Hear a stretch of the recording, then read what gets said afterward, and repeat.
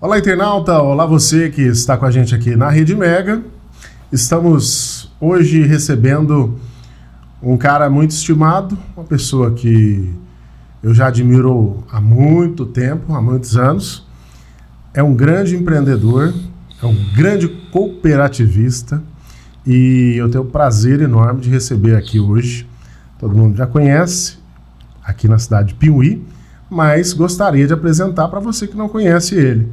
É o Dr. Nelson, ele é piuiense e gostaria de, a partir de hoje, a gente bater um papo, contar histórias, momentos e principalmente as coisas boas e vivências que ele tem, né? Para a gente extrair um pouquinho da essência dele. E a Rede Mega, a partir de hoje, vai fazer esse bate-papo em alguns episódios e que você possa aproveitar isso de uma forma positiva. E seja bem-vindo, Dr. Nelson, à Rede Mega. Olá, Jonathan. É um prazer estar aqui com você. Dou um alô para todos os internautas, né, da Rede Mega. E quero parabenizá-lo pelo seu empreendimento. Eu vejo assim essa inovação. Eu fiquei muito empolgado quando você me apresentou o projeto e tudo que a gente puder contribuir para o desenvolvimento de Piuí, da nossa região, isso é o que mais me entusiasma.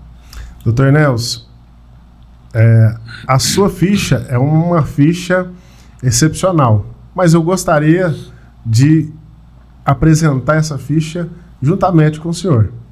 Eu sei que você não gosta de falar senhor, mas vamos nesta sequência aqui, né? Claro, eu sei que a gente tem, né, uma proximidade hoje, né?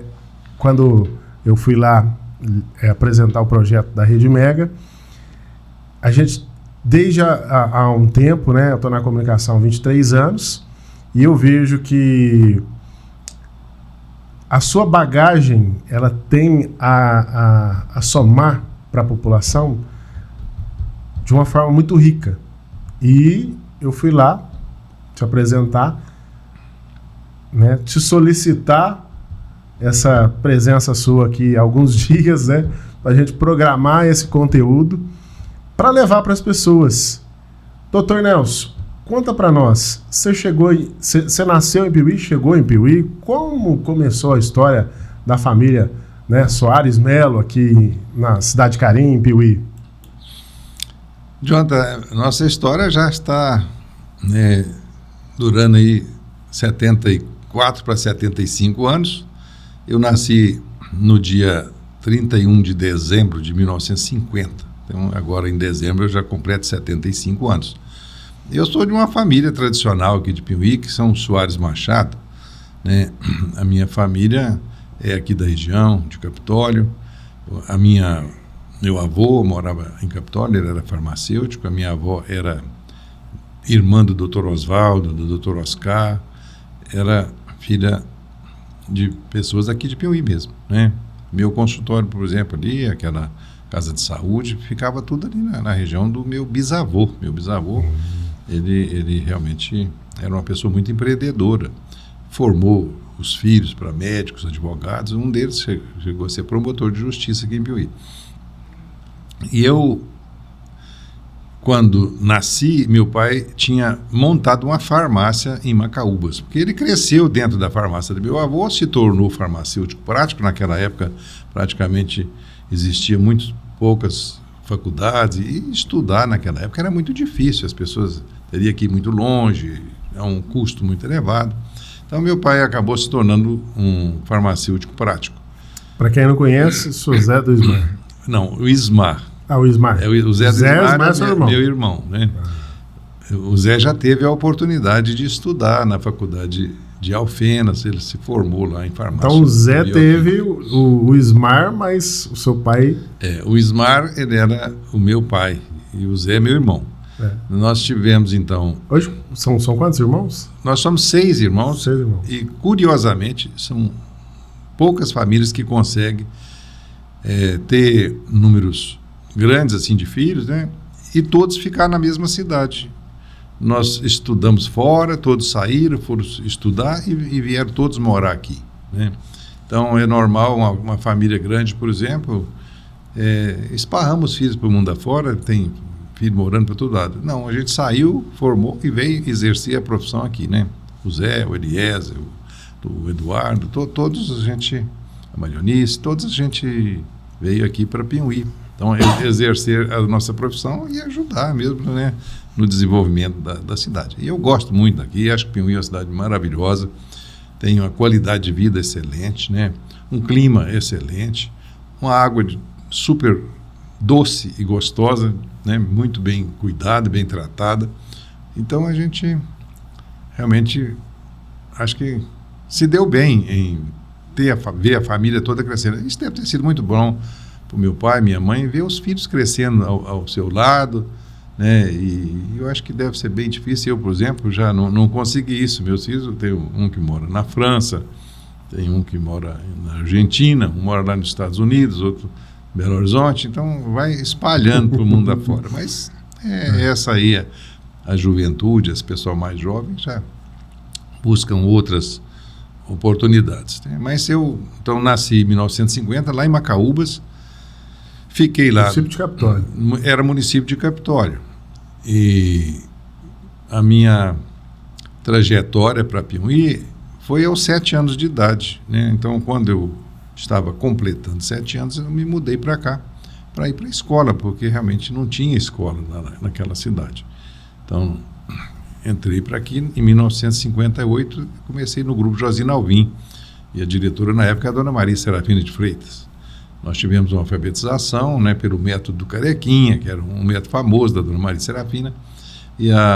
Tive o prazer de conhecê-la quando era mais jovem, pequeno. Ainda ela era diretora lá do CIAME na época, que hoje é o APROMIP.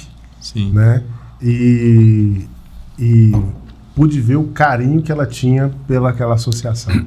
Dona Maria Serafina, ela contribuiu de muitas maneiras, né, para o progresso da cidade, ajudando na educação e a formação de muitos profissionais de todas as áreas, e muitos trabalham aqui em Pinhuí, vieram para cá. E ela é uma das nossas homenageadas na calçada da Cooperação, ali em frente à Grade Alta, pelo trabalho social que ela prestou a todos nós aqui da cidade. Mas em 58 eu fiz o início então aqui em Pinhuí, estudei aí até a 8ª série, fiz o ginásio no Colégio João Machado, porque naquela época não tinha nem, o Colégio João Menezes não existia naquela época, e fui para Alfenas. Fui para Alfenas fazer o ensino médio. Em Alfenas, no meu primeiro ano, eu fiz o tiro de guerra, fui servir o Exército Brasileiro e saí de lá já com uma formação de cabo do Exército Brasileiro. Olha. E fui condecorado em primeiro lugar na minha Nessa turma. época era obrigado, né? Era obrigado, sim.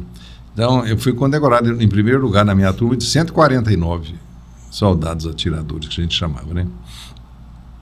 Isso realmente acho que trouxe para mim uma autoestima muito boa, de valorização, que eu podia fazer mais, né? Poxa, olha para você ver, em 149 você se destacar como o primeiro, caramba, foi muito orgulhoso para mim, né? E aí fiz o ensino médio lá no Colégio Estadual de Alfenas, depois fui para Belo Horizonte, prestei vestibular e fui fazer medicina. Aí fiz a medicina e me especializei em oftalmologia, porque acho que o espírito de servir sempre foi muito forte dentro da gente, né? Eu olhava assim, gente, Pinhuí não tem um oftalmologista. O mais próximo aqui... Coraçãozinho pulsando Pinhuí. O mais perto aqui seria Passo, Formiga, né? Era difícil. Eu, quando era criança ainda, eu devia ter uns 12, 13 anos de idade, a minha mãe teve um problema nos olhos dela, em um dos olhos dela, e ela teve que ir a Formiga, e teve que voltar diversas vezes, fez um tratamento lá com muitos retornos, sabe? E eu era o acompanhante dela. A gente ia de ônibus daqui para Formiga, eu sempre ia com ela. E o que é que isso? Acho que isso me ajudou a despertar e pensar, não, é uma oftalmologia que faz muita falta, o povo precisa, né? E acabei fazendo oftalmologia e vim para cá. Fui o primeiro oftalmologista da cidade. Isso há quase 50 anos atrás. Eu digo com toda certeza para você que naquela época cada rua de Piauí tinha um cego. Era um número absurdo de pessoas cegas no município, por várias razões, por cataratas que não se operavam naquela época, por glaucoma e por outras doenças que levavam à perda da visão. Perda da visão. Hoje então, tinha naquela época uma grande necessidade de... Nossa, a prevenção em oftalmologia é fundamental para salvar a visão de muitas pessoas. Hoje mesmo atendi um paciente no consultório que foi com um pedido para fazer um exame de fundo de olho, porque ele tem diabetes e a médica endocrinologista dele falou, não, você precisa fazer um fundo de olho, isso é importante, porque as lesões provocadas pela diabetes, elas aparecem primeiro no fundo do olho. E vai eu fazer o exame da pessoa e descubro que ele estava com glaucoma. Ou seja, ele poderia ter perdido a vista se não descobre precocemente o problema dele. Então, a gente não pode jogar a sorte no lixo, né? A gente precisa ter cuidado. Com certeza. E ele, então, foi premiado, foi buscando um atendimento por uma coisa e encontramos outras muito graves que precisa de ser cuidado, né? Então, sim, essas pessoas não tinham esse tipo de assistência e acabava perdendo a visão. Porque o glaucoma é muito traiçoeiro. Ele, na maior parte das vezes, ele não causa nenhum sintoma de dor. Isso foi na época de 80? Foi em 78. Né? Quase 80. Então, a gente fez Piauí estava em franco crescimento, né?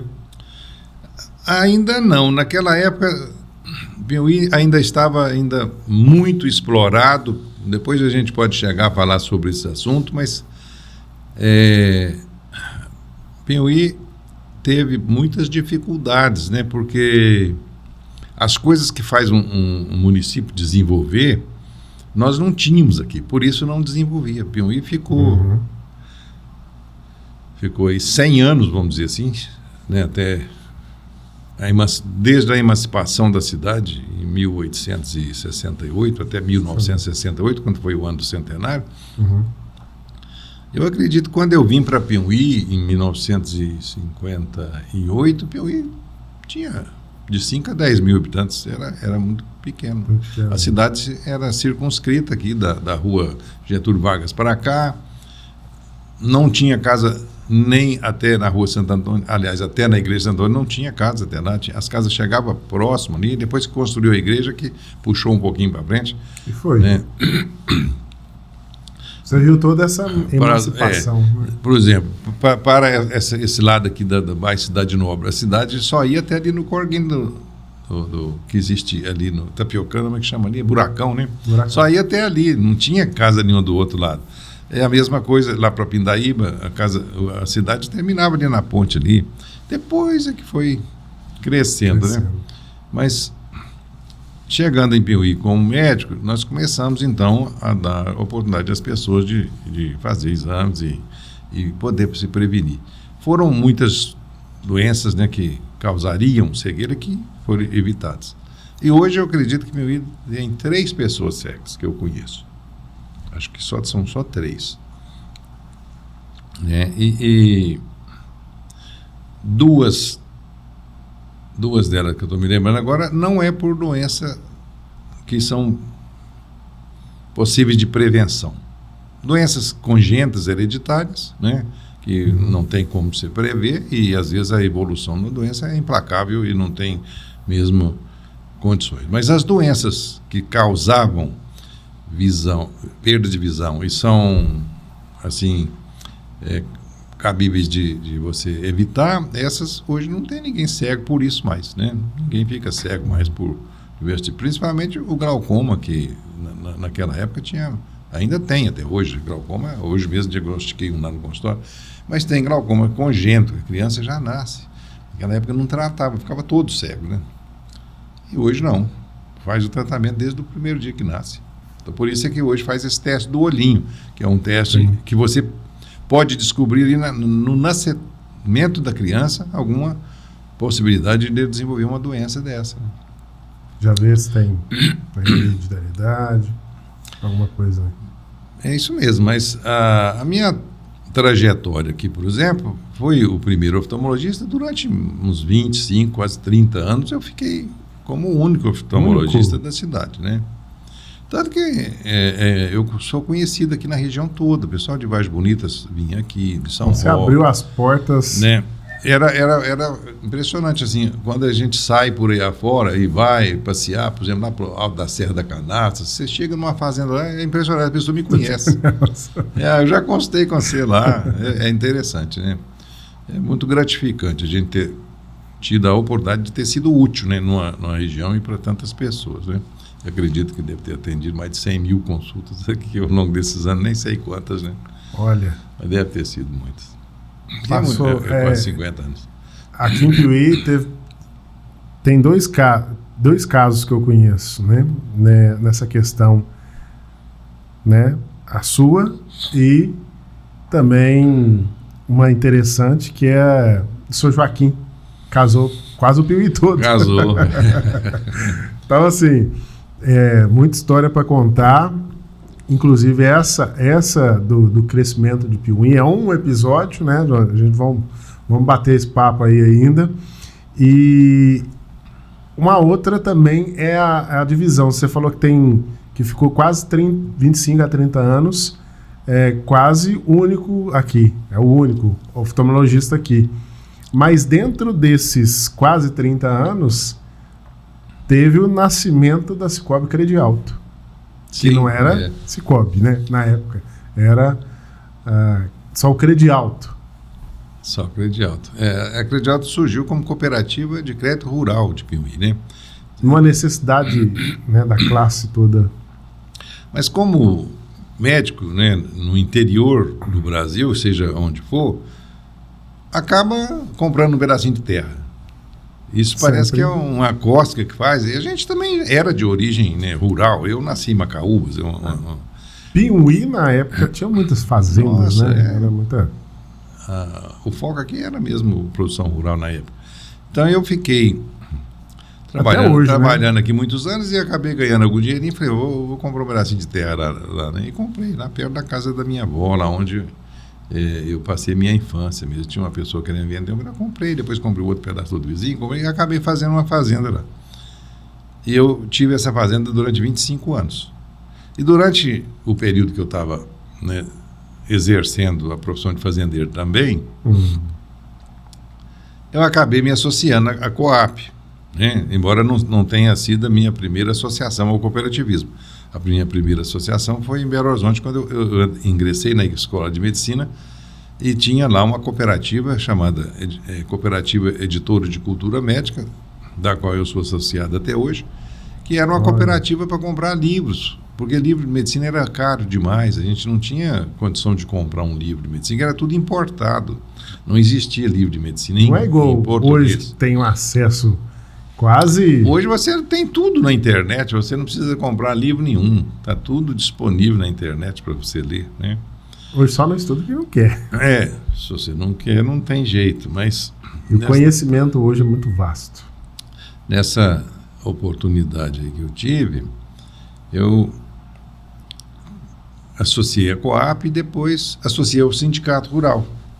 E depois de alguns anos, né, a gente participou desde a primeira exposição agropecuária de Piuí, desde a primeira, a gente gostava muito. Era a festa, ainda até hoje, é a festa máxima da cidade, né? Isso. E em um determinado momento, eles me convidaram para fazer parte do Sindicato Rural, da diretoria, eu fui ser tesoureiro do sindicato. Foi esse momento importante e acho que crucial para ter tido a expansão e o desenvolvimento da cidade. Essa né? parte da história a gente já não sabia, que você participou da diretoria do sindicato também.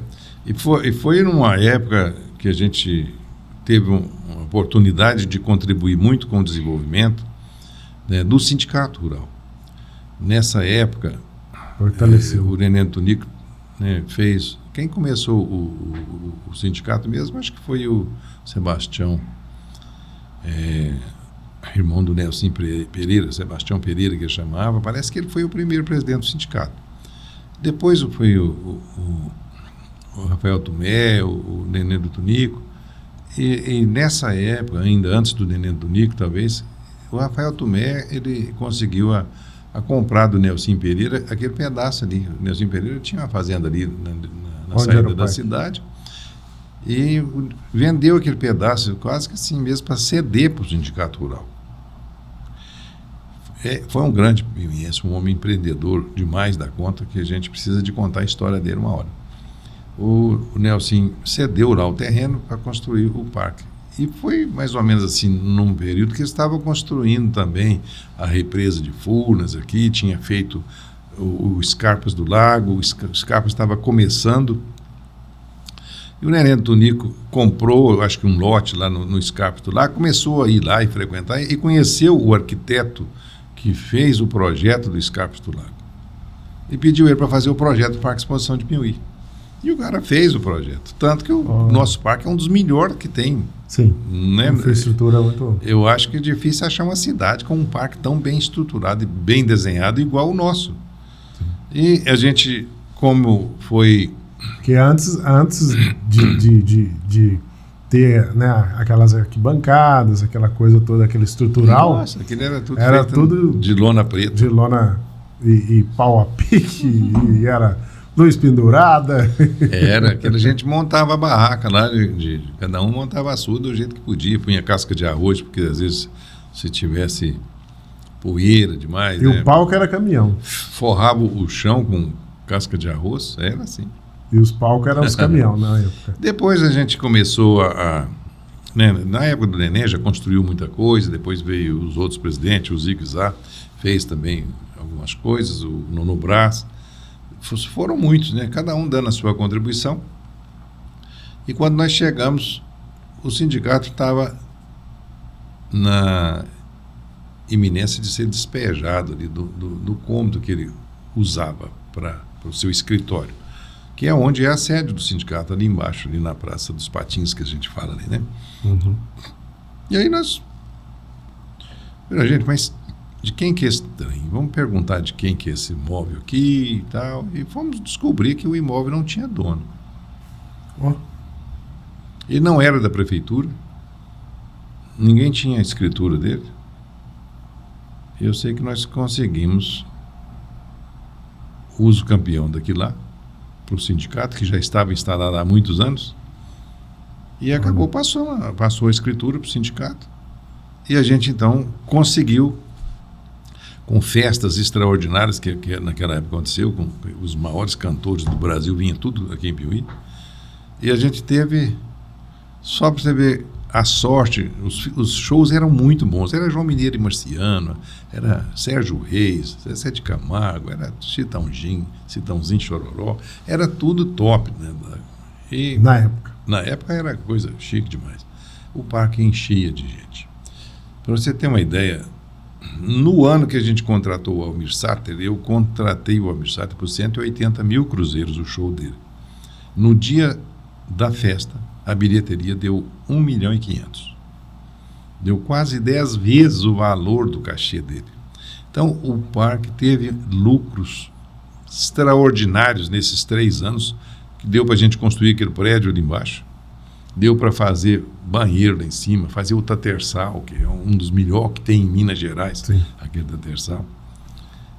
A gente construiu muita coisa, asfalto no Parque Exposição, porque teve 3 anos de ouro ali, sabe? Em shows maravilhosos, e com administração austera, correta, honesta, né? Sem nenhuma corrupção, sem nada.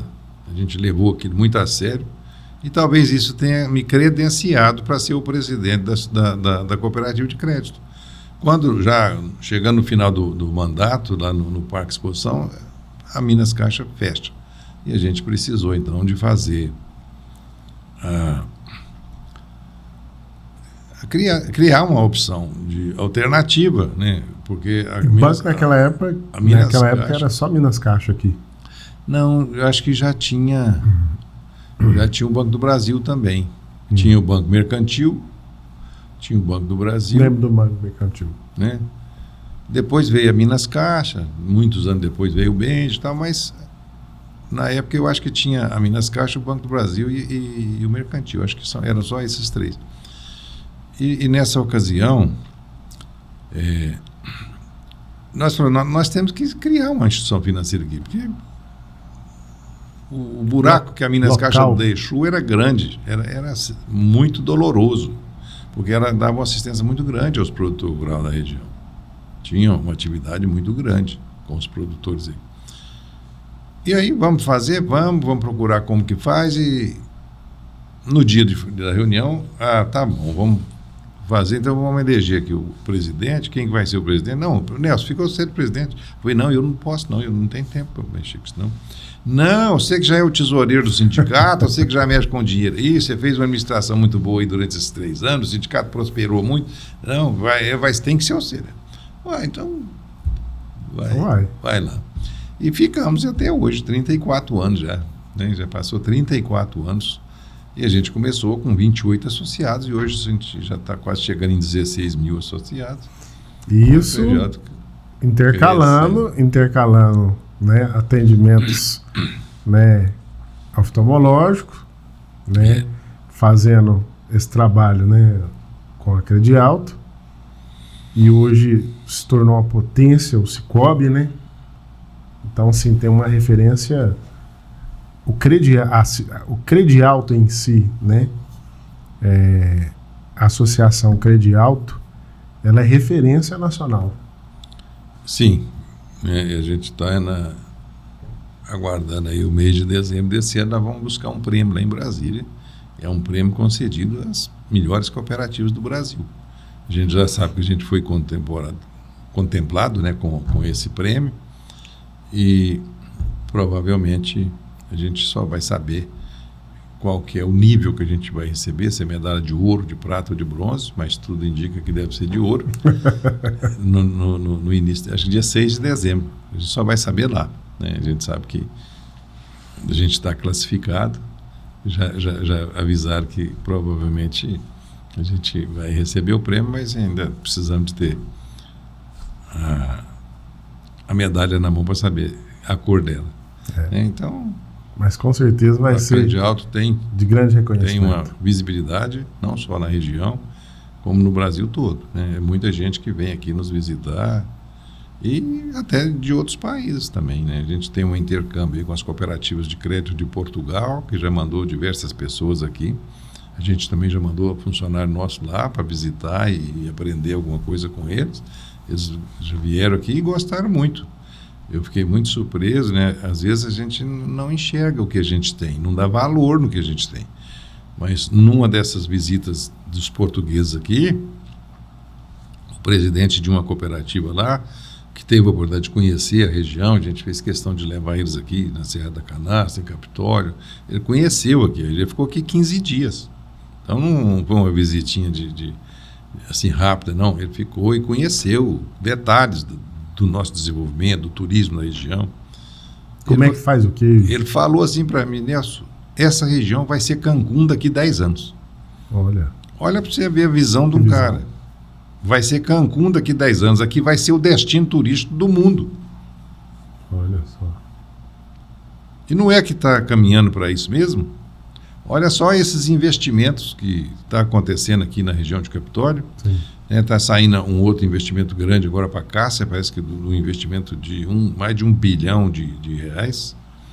Né? Parece que aqui no Glória também, parece que o hotel Hilton está na iminência de fazer um hotel aqui no São João Batista do Glória. Então as coisas começaram a bombar agora. Né? Agora o mundo começou a nos ver, e daqui 10 anos você vai ver, esse Parque Tuná aqui vai estar bombando. Né? Eu fiquei sabendo ontem que eles já compraram ali a Lagoa Azul, já compraram muitas áreas em volta deles ali. É um grupo só, né? Ali. E agora compraram essa semana o Obacoema. que já é um balneário que já tinha, pronto, pequeno, mas assim, muito bem arrumado, né? Então, vai ser um complexo turístico fantástico aí, né? Dentro de pouco tempo, né? Vindo, né, de uma história tão rica de valores, de empenho, né, de busca constante, né? Como que você vê Piauí na década de 60, 70, 80 e hoje, nesse franco crescimento? A gente estava falando aqui nos bastidores agora há pouco, né? O quanto o Piauí desenvolveu à frente do seu tempo, né? Questão estrutural, prestação de serviço, cada vez mais tem melhorado e se desenvolvido, né? Questão hoteleira, os restaurantes estão cada vez se modificando, melhorando, né? Ainda falta mão de obra, que é um dos assuntos que a gente vai falar sobre isso, que é o empreendedorismo, que o empresariado sofre forte com isso. E quais os caminhos que a gente deve, né, como empreendedor, percorrer, buscar, né, incentivar, talvez. Sobre esse assunto que você está dizendo aí, nós estamos agora desenvolvendo um projeto em parceria com as cooperativas do Cicobi da região, que é a Saron, a Crediban de Bambuí, Credipimenta, Credicap de Capitólio e a Credialta aqui de Piauí. São 5 cooperativas que têm, né, um espírito mais regional. Nós estamos preocupados com o desenvolvimento da região. Todas elas são locais, né? Não adianta você querer desenvolver Capitólio sem desenvolver Piauí. Não tem infraestrutura em Capitólio para atender, por exemplo, o turista que precisar de um atendimento de emergência no hospital. Então, a gente tem que apoiar o Hospital de Piauí. Nós temos que ter um hospital de alta complexidade. O hospital, numa cidade, é um dos fatores, um dos pilares mais importantes para o seu desenvolvimento. Ninguém vem para cá se não tem como ele ser atendido. Caso ele tenha um infarto aqui, como é que ele faz? Se a gente Ele cai aqui, quebra uma perna aqui, como é que ele faz? Se a gente receber 20 mil pessoas, já lota a região toda. Exatamente, mas isso vai... Mas a proporção para 10 anos, pelo que eu vi o projeto, inclusive, né, de algumas empresas em Capitólio, na região, é de uma rotatividade de 100 mil pessoas. Imagina isso, daqui 10 anos. Não, isso vai acontecer com certeza. E o desenvolvimento, então, da região, ele tem que ir junto. Não dá para ir separado. A gente que está no cooperativismo sabe o quanto é importante a caminhada junto. Se você vai junto, você vai muito mais longe. Se você vai sozinho, você pode até ir mais depressa, mas você vai muito mais perto. O desenvolvimento, então, que as cooperativas estão trabalhando agora, juntamente com o SEBRAE, é para criar a marca Território Canastra. Essa marca vai valorizar muito a nossa região e vai valorizar muito os produtos aqui produzidos, todos eles, né? Então, a gente fez uma reunião essa semana, os prefeitos da região participaram e o Paulo depois até me ligou, falou, não, a Prefeitura de Piauí pode contar, a gente vai estar junto, né, para ajudar a desenvolver esse projeto, porque ele entende, né, que isso é importante para o nosso futuro. Nós não podemos ficar de fora de uma coisa tão importante como esse selo Território Canastra. E o SEBRAE é um grande parceiro, né, de muitos projetos que a gente já desenvolveu aqui e que eu acho que esses projetos é que fizeram a diferença no desenvolvimento da região. São muitas histórias para contar, né? São muitas. E a gente vê que cada vez mais o empresariado ele quer contratar, ele quer desenvolver, ele quer investir, claro que ele quer ganhar mais, né? Mas o que acontece? N dificuldades quando você tem um empreendimento.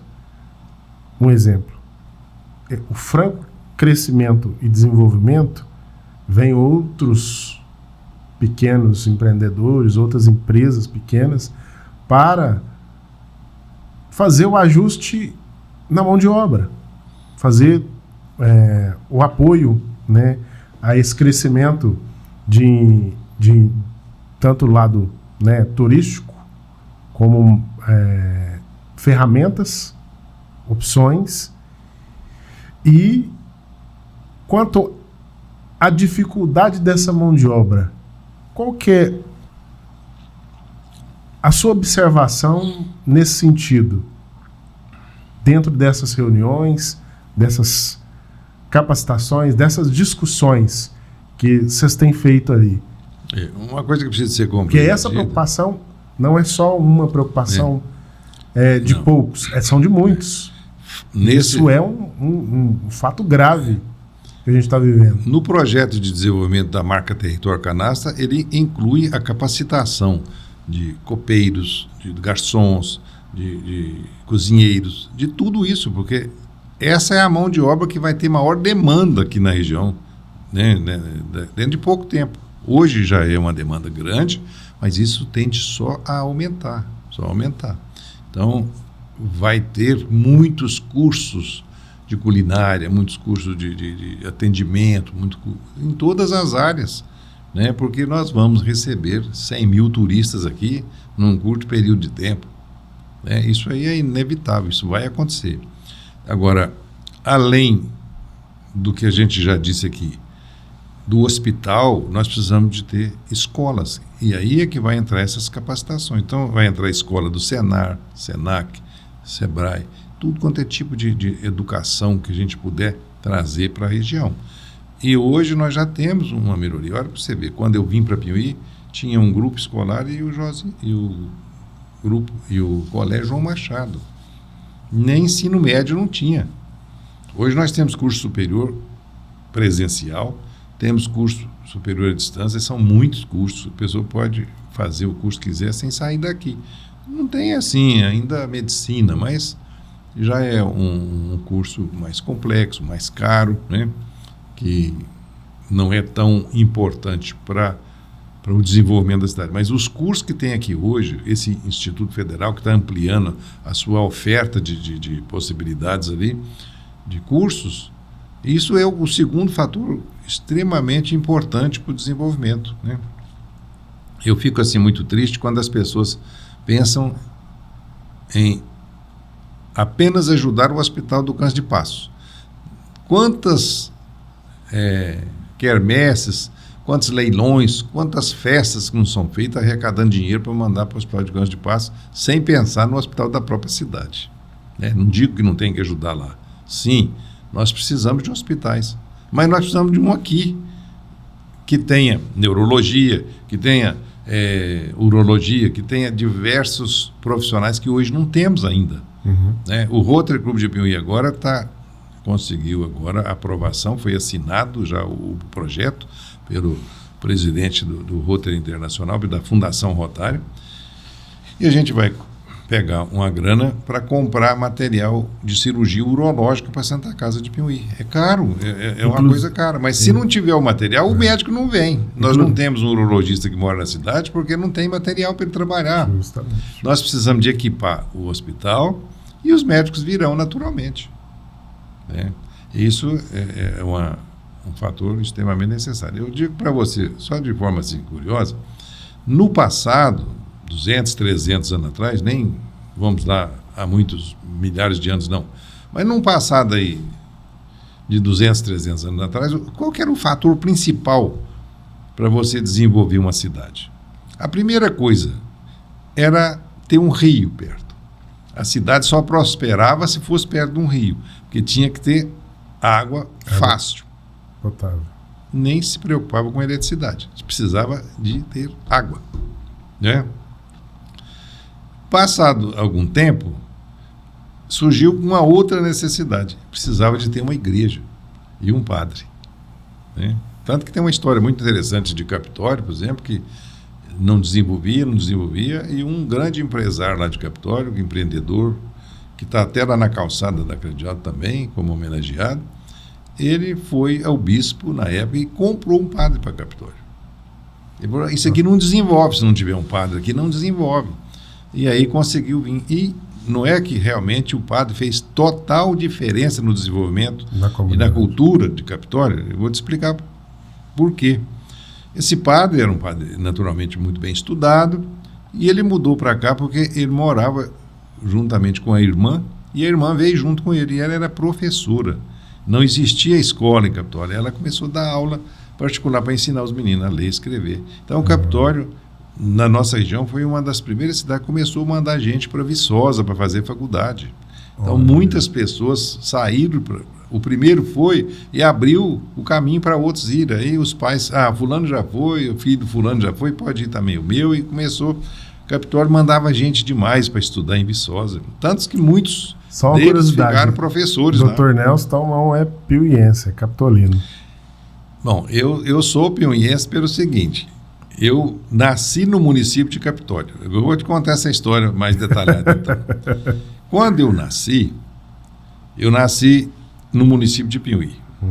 Naquela época as mães davam luz em casa, não era? E a minha mãe teve o seu primeiro filho, que foi o Zé, meu irmão. Ele nasceu no município de Capitólio. Que é o mais velho.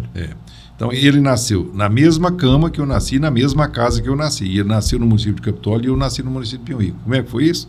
Porque o Zé nasceu em 1948, em dezembro de 48, ele nasceu em junho de 48, em dezembro, Capitólio emancipou de Piuí, pertencia a Piuí. Então, a gente falar que a gente não é piuiense, é até difícil. Depois a gente foi contemplado com título de cidadão honorário aqui, né? Então a gente se tornou cidadão piuiense.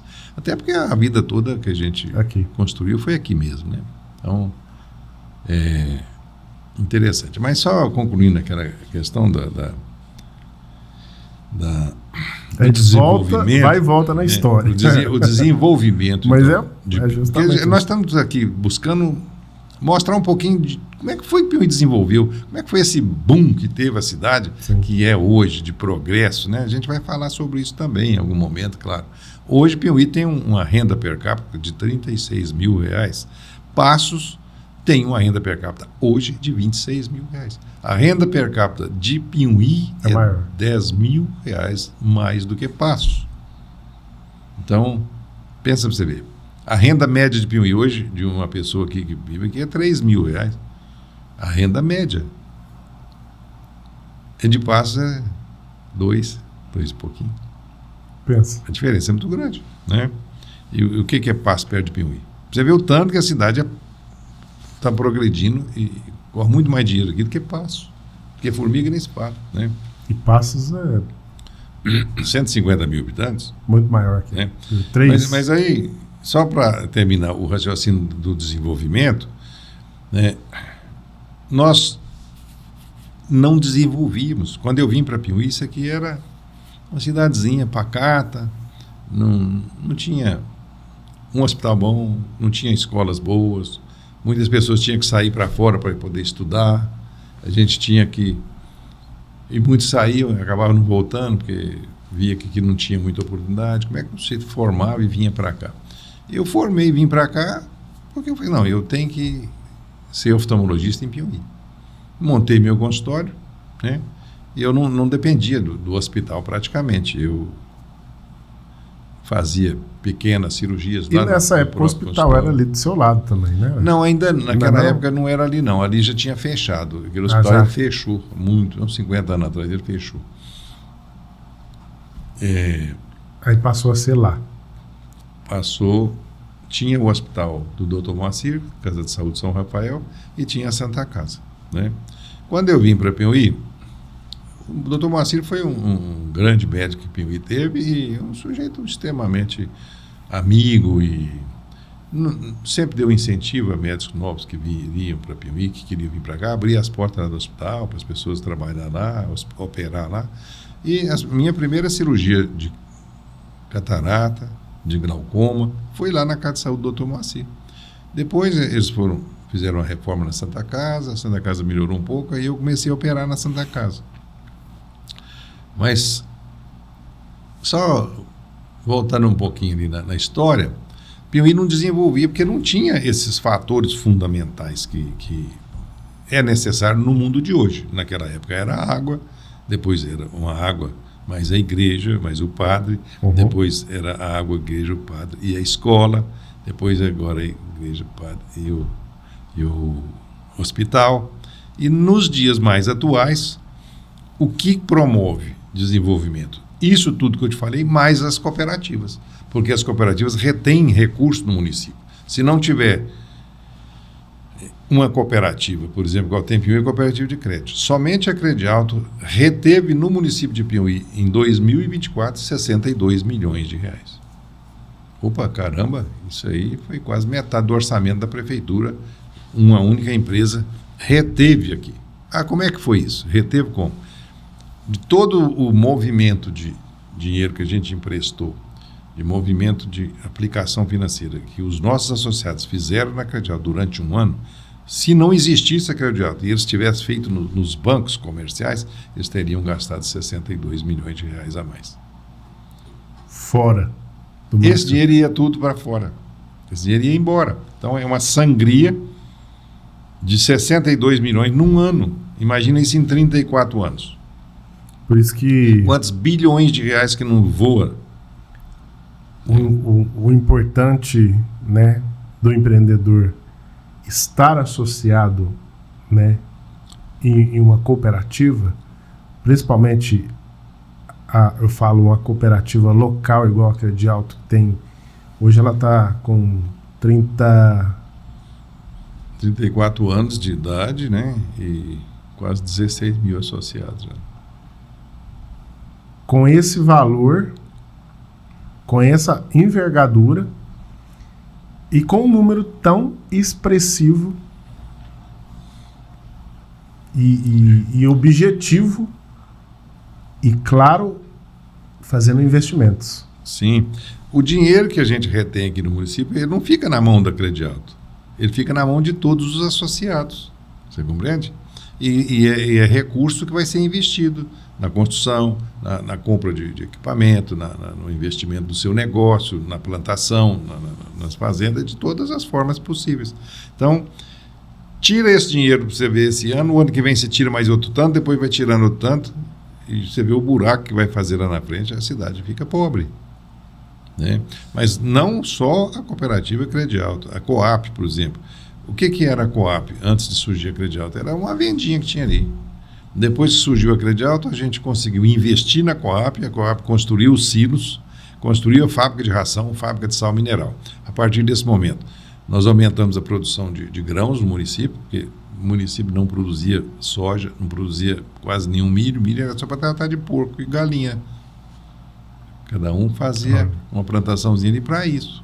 Não tinha milho para exportar. Hoje sai milho daqui para o mundo inteiro. Uma variedade muito grande, né? É. Tem soja, café milho, que a gente é o... Então, o progresso, sem essa infraestrutura que eu te falei, principalmente as cooperativas nos dias de hoje, ele não acontece. Né? O que travava o município de Piauí naquela época? Escolas, a gente tinha muito poucas, era fraco. Nós tínhamos um sanguessuga aqui no município que atrapalhou o município a desenvolver durante 45 anos. Foi a Nestlé. A Nestlé comprava leite dos fazendeiros aqui da região e pagava o preço que ela queria. Ela era o único comprador. Ela que determinava quanto que ia pagar. Ela, então, desestimulava todos a investir, a melhorar a qualidade do seu gado, a botar uma ordenha mecânica. Ou seja, eu não posso encarecer o meu custo porque eu não tenho quem paga. Naquela época ainda tinha, a produção de queijo era muito fraca, artesanal, muito pequena. Então a gente tinha uma bacia leiteira de 50 mil litros de leite. Era só para atender aqui mesmo. E a Nestlé comprava esses leites que produzia aqui, levava para a Calciolândia e industrializava isso para lá, e o lucro ficava para lá. E o que? O fazendeiro não desenvolvia, porque era uma cultura que não deixava margem de lucro nenhum para ele. Então ela só captava aqui e ia embora. Levava a commodities, né? Levava o leite em cru para fora, industrializava, vendia, ganhava dinheiro para lá. Mas com a criação da Credialto, então nós passamos a financiar os desenvolvimentos das outras cooperativas. Primeira coisa foi a Coap, segunda foi a Cooperlat. Quer dizer, nós criamos a cooperativa de leite, financiamos a construção da cooperativa de leite. Aí criou a cooperativa de leite, já começou a operar e pagar o leite melhor que a Nestlé. A Nestlé falou, agora não dá para mim aqui mais não, deixa eu ir embora. E a Nestlé foi embora, e foi a explosão de desenvolvimento na bacia leiteira foi tirar a Nestlé. Regulou a questão ali naquela época. Exatamente, começou a remunerar melhor o fazendeiro no produto leite, e ele então melhorou a qualidade do gado, melhorou a forma de tirar o leite, melhorou a qualidade, a produtividade. Hoje a bacia leiteira do Piauí talvez seja quanto? 300 mil, 500 mil litros de leite, é muito, muito mais. Tem muito leite. Entendeu? Então tem muitas empresas que coletam leite aqui hoje, que disputam entre si preço de melhor. Engraçado, o nosso território, tanto o piuiense, eu falo piuiense, Canastra, Vargem Bonita, São Roque de Minas, essa área de Piuí, de Capitólio para cá, é uma área extremamente produtiva, tanto em grãos, né, tanto em gado, né, tanto em vários outros aspectos de economia que, através da agricultura, sustenta uma cadeia enorme de empresas, empreendedores que está ligado à agricultura da nossa região. E cada vez mais é a raiz e a nossa essência. Inclusive, a gente teve agora há pouco, né, um lançamento de um livro falando das nossas raízes lá no Cicobi Credialto, onde eu me apaixonei pela história dos italianos de Piuí, né? E achei maravilhoso aquilo. Foi onde me despertou justamente dar esse fôlego para a gente gravar esse podcast, para a gente contar um pouco de história e eternizar esses momentos de Piuí, né? Interessante, Jonathan. A história, né, apresentada aquele dia, o livro, né, contando a história de cada um daqueles italianos que, olha para você ver, numa época difícil demais, né? E naquela época ainda 100 já anos, era. 100 anos atrás, ou mais de 100 anos até, o pessoal sair de um país para ir para o outro, olha a dificuldade que era, quantos dias de navio atravessando o mar, era uma incerteza muito grande, né? Mas vieram para cá famílias super empreendedoras, né? Aquele João Gatti, por exemplo, que é um dos homenageados lá na calçada da Credialto. Ele deu uma contribuição muito empreendedora para a cidade. Quer dizer, o cara, na época, ele montou fábrica de macarrão, ele montou a primeira telefônica de Piuí, né? Então foram muitos avanços que a cidade teve, né? Mas uma das outras coisas que aconteceu e que foi importante a cooperativa de crédito, por isso que eu falo para as pessoas da cidade, dê valor na cooperativa da sua cidade. É ela que promove o desenvolvimento. Se você está melhorando de vida, olhe que quem está promovendo o desenvolvimento da indústria, do agronegócio, é a Credialto. Nós pegamos num momento, já tem 31 anos isso, foi em 1994, e fundamos o Perfil, que era uma escola cooperativa, que ainda está aí até hoje, tem mais de 600 alunos lá, que segundo me consta, e essa foi uma outra cooperativa puxada. Uma outra cooperativa que muitos formato. Desses alunos teriam ido estudar fora, gastar dinheiro lá fora, não ficar aqui, né? A cooperativa de ensino melhorou a qualidade de ensino, inclusive das outras escolas, porque passaram a competir. Se você não tem competidor, você relaxa. Mas quando você tem competidor, você quer melhorar. Você quer ser melhor que o outro quer ser melhor. E assim puxa para cima, a qualidade melhora, né? O nível dos professores já são outros? Nossa, é muito diferente hoje, né? a gente vê que a cooperativa de crédito proporcionou a criação da cooperativa de leite, da cooperativa de insumos, né? E foi arrastando uma coisa, outra, e o progresso veio. O progresso hoje de Piauí é muito mais avançado do que de qualquer uma das cidades da região. Nós estamos continuando o progresso e tem cidade que está andando para trás. Parada. Está parada, né? E em meio à crise, né? Nós estamos vivendo um momento de crise. Na verdade, nós não vivemos em crise porque nós não temos crise. Né? Piauí não tem Piauí crise. não tem crise. Procura um empregado aí para você ver se você acha. Não tem. A mão de obra que tem é toda absorvida aqui e ainda vem gente de fora. Se não viesse muitas pessoas, todos os anos vem quantas pessoas de fora, principalmente na época da colheita de café, que não tem mão de obra suficiente. Então traz de fora, né? E muitos vêm, gostam e acabam ficando por aqui. Mas a cidade é uma cidade próspera, está em franco desenvolvimento, porque nós tiramos o sanguessuga, que sugava todo o lucro, né? E esses são bancos, por exemplo. Nós tínhamos vários bancos que já fecharam, olha para você ver. Tinha aqui Banco Mercantil, foi embora, tinha o Benja, fechou, o Itaú assumiu o Benja, foi embora, o Itaú agora. E nós estamos absorvendo todas essas pessoas que tinham conta lá nesses bancos, que davam lucro para eles levar para fora, agora vai dar lucro para ficar aqui em Piauí, para desenvolver a cidade, e a cidade desenvolve, e você vai junto. O seu negócio, eu aposto muito nele, sabe, Jonathan?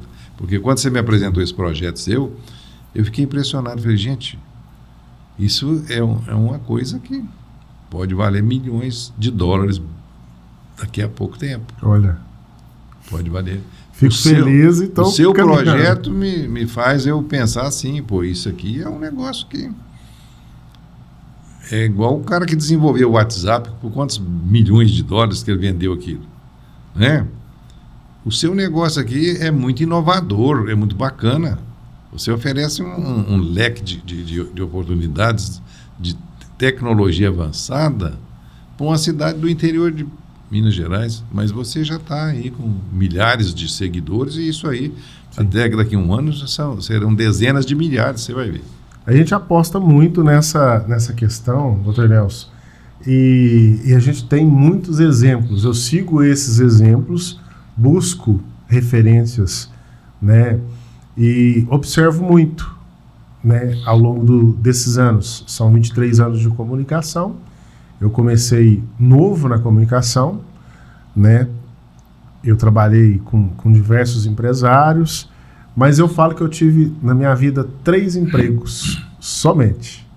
Eu trabalhei com a Rosa da Emiasat, que hoje ela já está aposentada, já está tranquila.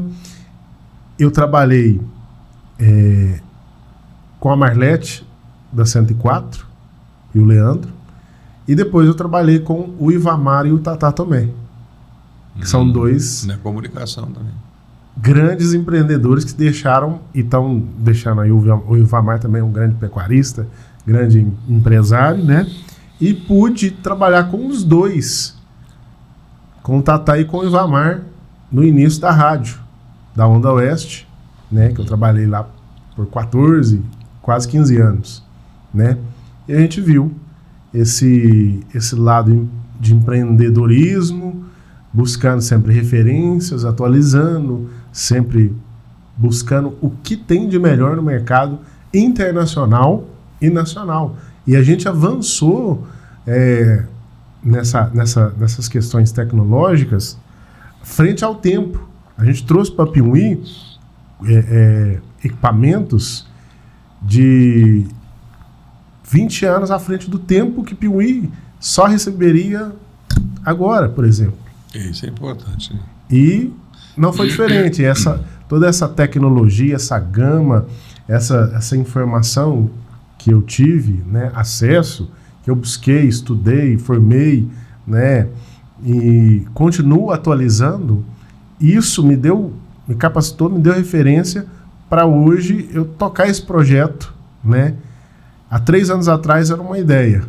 Comecei lá dentro de casa, comecei a fazer esse projeto, desempenhar ele, e sempre tive essas relações com grandes empresários, como você, como outros da cidade, e não canalizava isso de uma forma positiva para a minha vida profissional.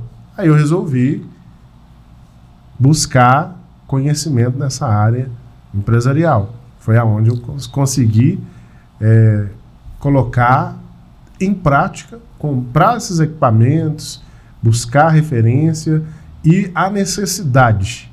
O que seria importante para Piauí nessa questão de crescimento do digital? Porque a gente está saindo do... Eu falo que ainda existe a parte analógica, que é a parte... o rádio ainda não vai morrer. Acho que não. Porque se você tem fomento, um administrativo, mudança de cultura, porque tem que haver isso também, né? Nós falamos tudo isso agora há pouco aqui, né? Você com a sua história e eu agora fazendo uma síntese na questão da parte digital desse projeto. Se você canaliza isso tudo, põe um objetivo, começa a desenvolver o trabalho, começa a dar seriedade a ele, não tem segredo. Não tem. Não, e eu acho que você veio trazer uma inovação, como nós falamos anteriormente, os fatores de desenvolvimento eles vão mudando ao longo do tempo, né?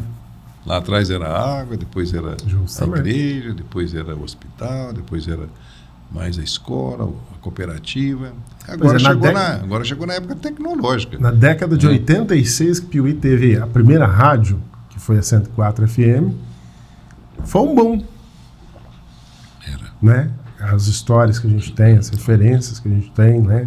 Trabalhei há quase 7 anos também. Então, a gente conhece, eu conheço toda a parte de comunicação de Piauí. A gente viveu essa parte, né? 23 anos, e a gente pôde ver que Piauí desenvolveu. E Piauí segue a tendência mundial hoje, mas não tinha o fator ainda local. Foi aonde eu startei essa ideia de colocar à disposição. Eu acho que você está mídia. Acho que você está colocando um projeto aqui que vai dar uma oportunidade e vai dar uma cara para a cidade. É um negócio que a gente vem aqui contar a história, agora nós estamos contando aqui, ué.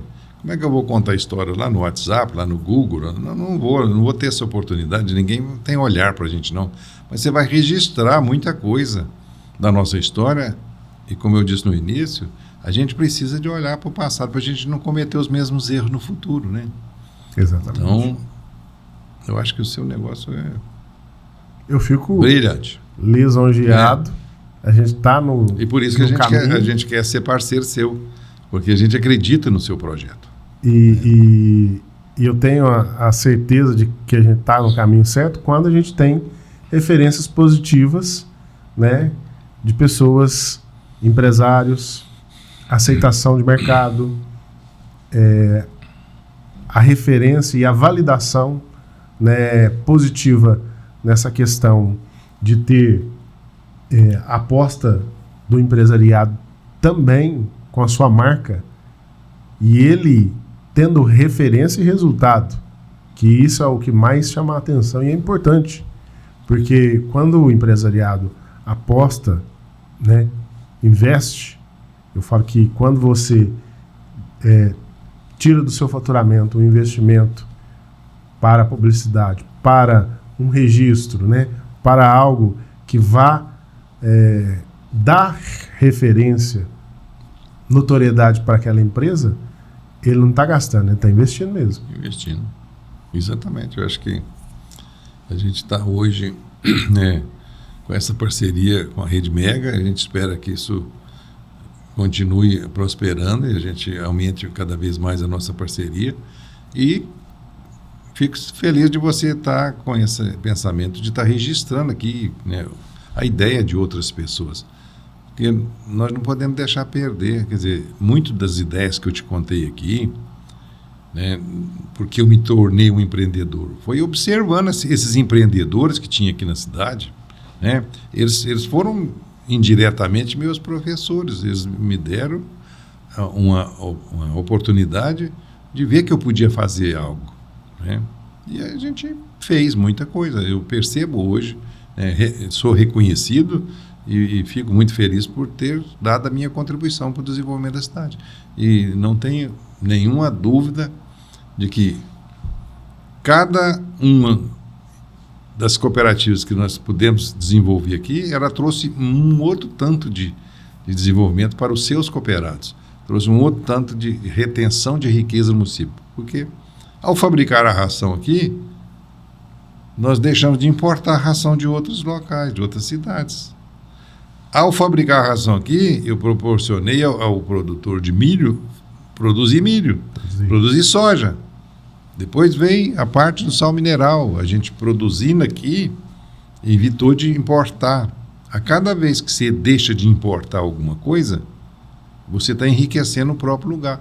Por isso que a gente fala assim, gente, para de comprar produto chinês, vocês vão enriquecer, a China e vai empobrecer a gente aqui. Vamos comprar no comércio local, vamos procurar apoiar a mercearia da vizinhança, né, a loja que tem aqui próximo de você. Não, você começa a fazer compras só na internet. Esse é um assunto muito polêmico para a gente debater, inclusive é um dos próximos assuntos, né? Hoje a gente está falando um pouco da sua história, do empreendedorismo e essa questão da adversidade que o empresariado passa.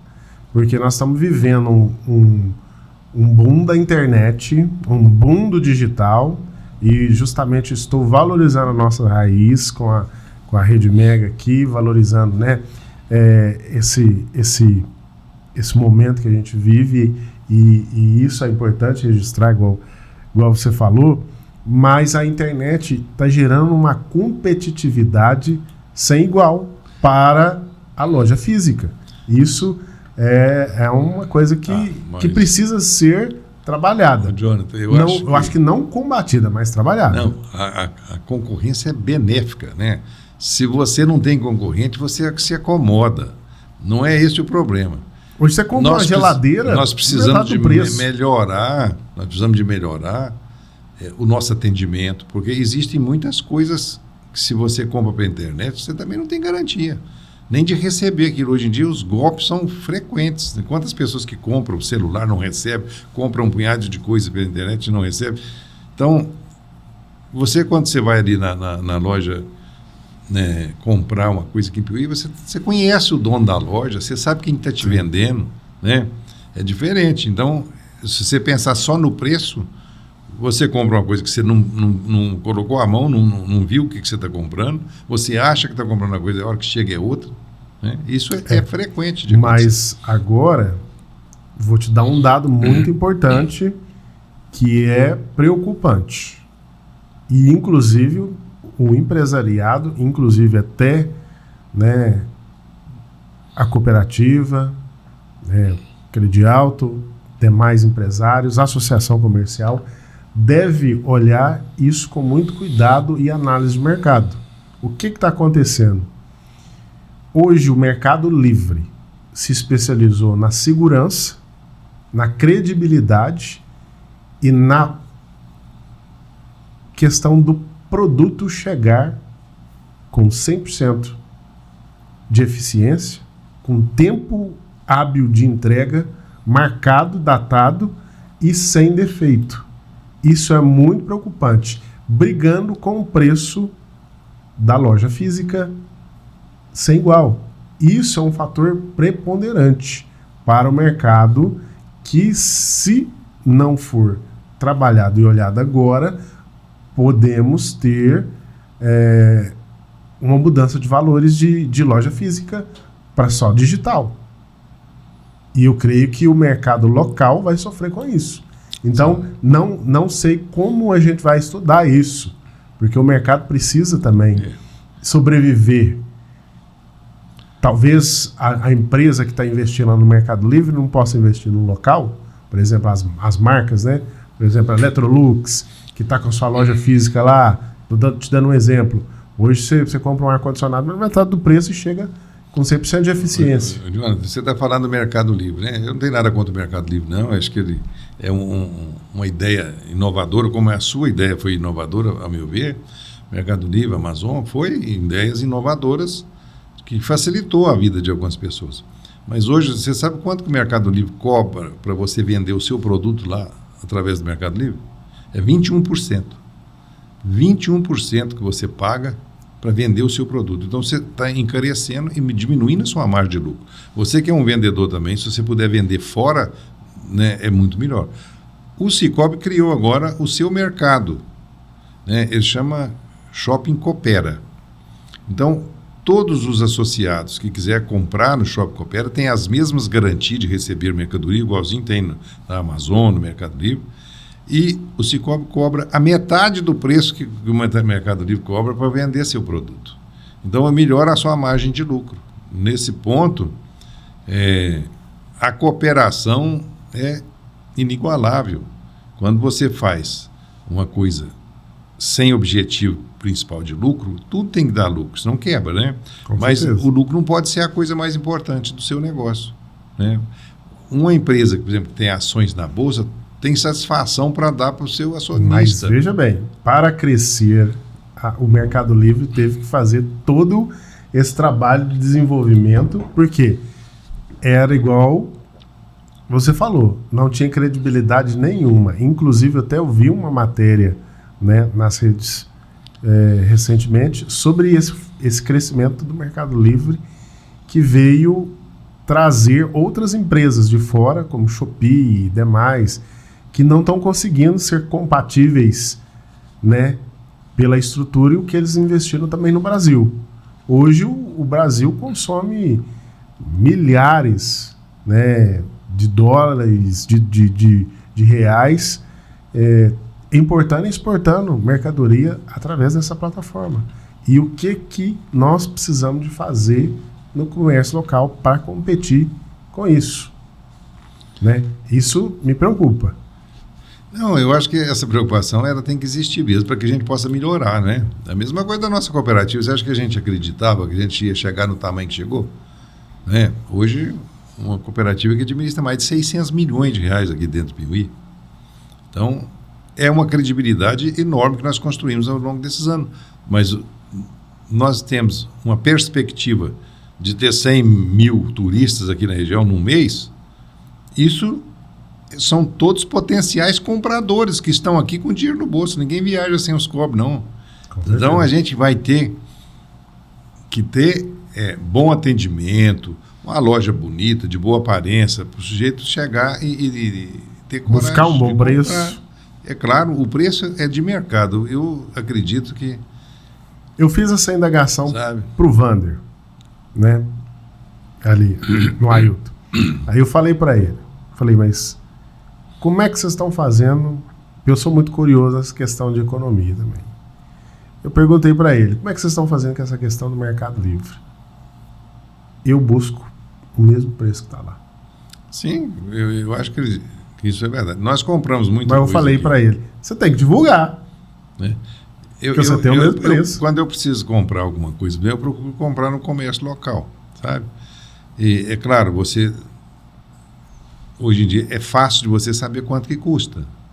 Mas eu não compro na internet por um preço muito próximo do que está aqui, não.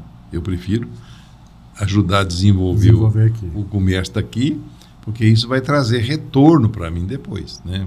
Com certeza. Todas as pessoas pensassem como eu, nós íamos muito mais rápido. O desenvolvimento nosso já estava aí hoje em 40, 50 mil reais de per capita por cidadão. Né?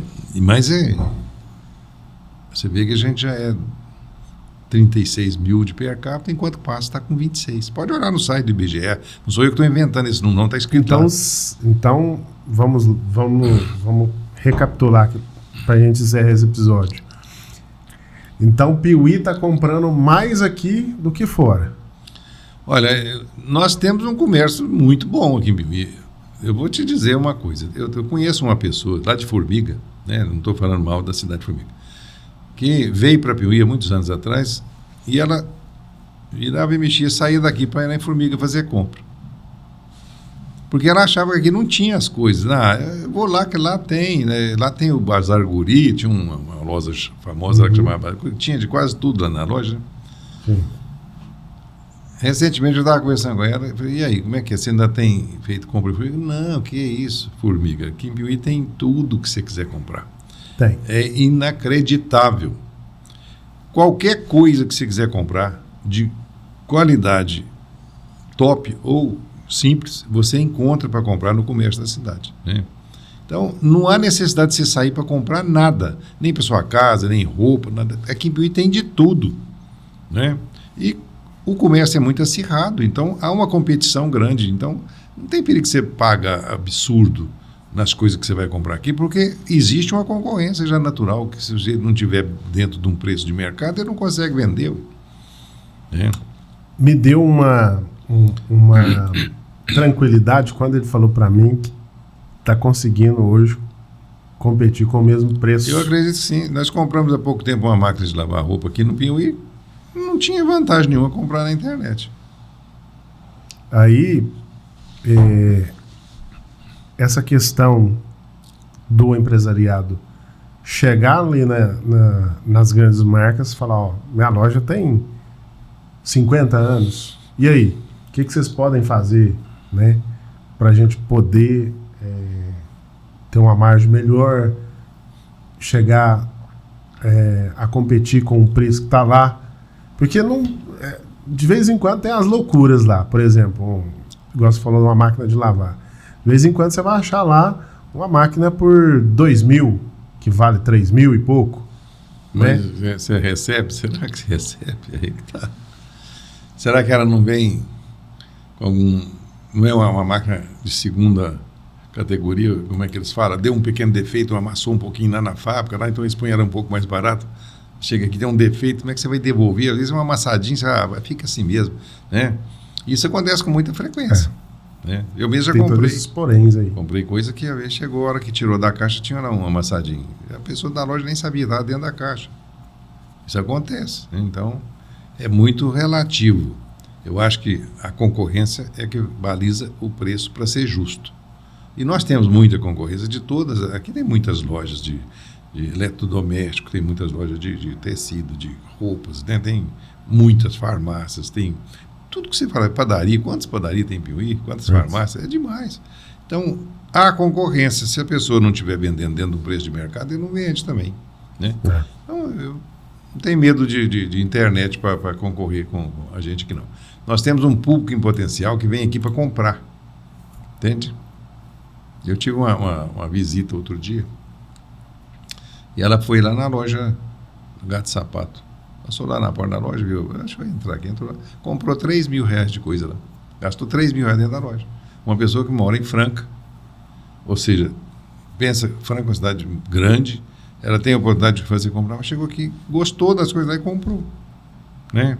Então, pensa bem, com o número de turistas que você mesmo citou, que tem possibilidade de estar vindo para a região, é claro que muitos desses vão comprar as coisas aqui. Uns vão comprar nas lojas, outros vão comprar nos bares, nos supermercados, vão comprar para todo lado. Então, o mercado físico de Piuí é muito promissor, da nossa região, eu vou dizer assim. Sim. Sabe? Eu creio que dentro de mais alguns 2, 3 anos, a questão regulatória de preço de internet com preço local vai dar uma controlada.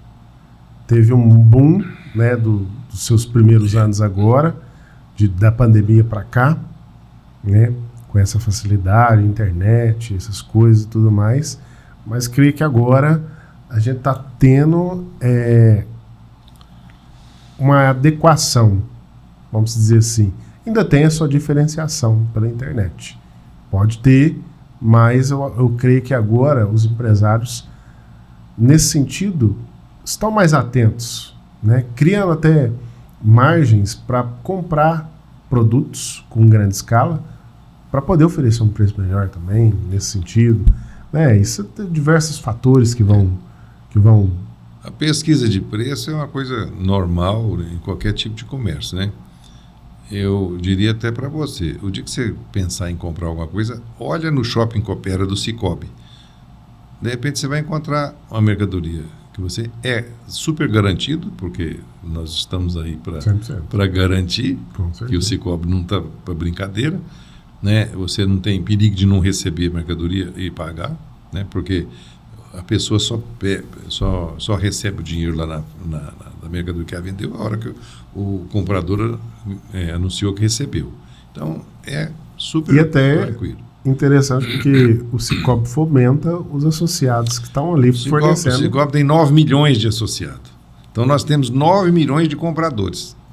Né? Você que está nos ouvindo aí, qualquer produto que você quiser vender, é só você cadastrar ele no Shopping Coopera. Você vai ter tranquilidade, que já tem contrato de entrega com os Correios, você vai só entregar a mercadoria no Correio e depois receber o dinheiro na sua conta.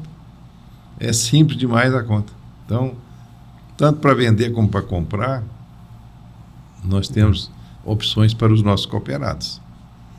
Eu ainda falo que nós precisamos de fornecer algo a mais ainda para a mão de obra. Nós estamos ainda... Isso está vindo por caminhando. aí, pode ter certeza que está vindo por aí com esse projeto. Nós começamos essa semana, foi na terça-feira, teve essa reunião com os prefeitos, com o SEBRAE, e está no escopo do projeto exatamente a capacitação de mão de obra também, porque ela é necessária. Né? Para o próximo episódio, nós vamos falar sobre economia, né? Sobre desenvolvimento, né? E as adversidades que essa história nossa tem ao longo desses bons anos aqui, tanto de cooperativa quanto de, né, empreendedorismo, o mercado piauiense, como é que ele se comporta, dicas para o empresariado, né, desenvolver melhor o seu comércio, a questão até ligada à cooperativa, até ter, né, essas referências, né, porque quando você se associa numa cooperativa, como o Sicoob Credialto, você não tem uma conta. Não, você é sócio daquela empresa. Você está ali associado e tendo, né, uma troca. Você tem retorno, né, no lucro que a cooperativa dá, ela distribui com os próprios associados. Você tem uma troca ali, principalmente cultural, que eu fiquei assim, muito contente de ver esse incentivo que a Credialto está fazendo com os jovens piauienses, com os jovens da região, com a nossa população, incentivando diversas camadas, né, tanto da sociedade, do mais jovem ao mais velho, dando oportunidades para as pessoas, empreendedores, escritores, fomentadores da cultura, e é uma outra parte desse bate-papo que eu quero conhecer e mostrar para as pessoas. Eu já estou vendo já alguns dias, alguns tempos já, que está acontecendo frequente, e Piauí ainda, a maioria ainda não sabe sobre isso. As pessoas precisam se informar mais, né? Com certeza. É uma coisa que essa é a minha preocupação. Deixa preocupado, triste, porque eles demoram demais. As pessoas vai ver novela, perder tempo com coisas que não traz benefício nenhum. Poxa, vai assistir alguma coisa na Rede Mega, vai lá na Credialto ver o que tem de interessante. Gente, nós precisamos de buscar o conhecimento, buscar a informação. Se você não tem informação, você não tem poder nenhum. O poder está na informação. Quanto mais informação você tem, mais poder você tem. Não é o dinheiro que dá poder, é a informação. E a internet está aí hoje com livre acesso, com N ferramentas, como é a nossa aqui, como, né, outras, o YouTube, vários empreendedores nacionais apareceram aí, justamente pela democratização da informação.